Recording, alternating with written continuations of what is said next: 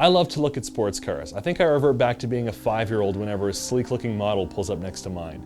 So imagine how excited I got a couple of months ago when I came home to a brand new car in the parking spot next to mine.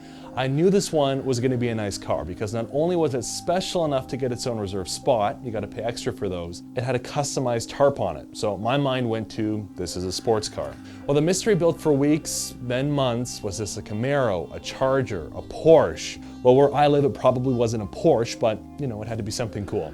Well, the fateful day came. One beautiful summer afternoon, the tarp disappeared, revealing a complete pile of garbage. I mean, this thing is a mess. The bumpers are gone, paint is scratched, rust is wreaking havoc on the body, and the interior looked more like a bachelor pad than it looked like a car. I was so disappointed. Who wants to drive a car like that? And as a Christian, I think we tend to have attitudes like that a lot, except instead of treating cars like that, we do it with people.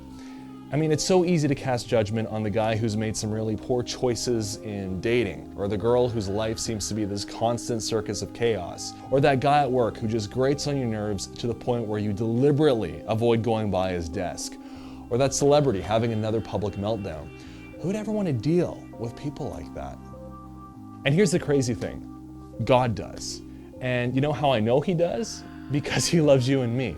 In Romans 5:8 it says, "But God demonstrates his own love for us in this: while we were still sinners, Christ died for us." Even though they're beat up, rough around the edges, and have character flaws for days, so do we. Which is why we need God. Jesus calls us to go into the entire world to preach the good news to all people.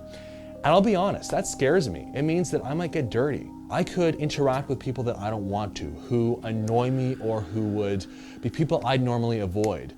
But just like the guy who owns the beat-up Lancer knows that with a little bit of work and TLC, it could be a cool car again, God knows that with some time and his purifying love, anybody can be restored. Now, I'm not saying this is easy. I struggle with it all the time, but it's so crucial to see everybody as loved by God, even when they could seem unlovable.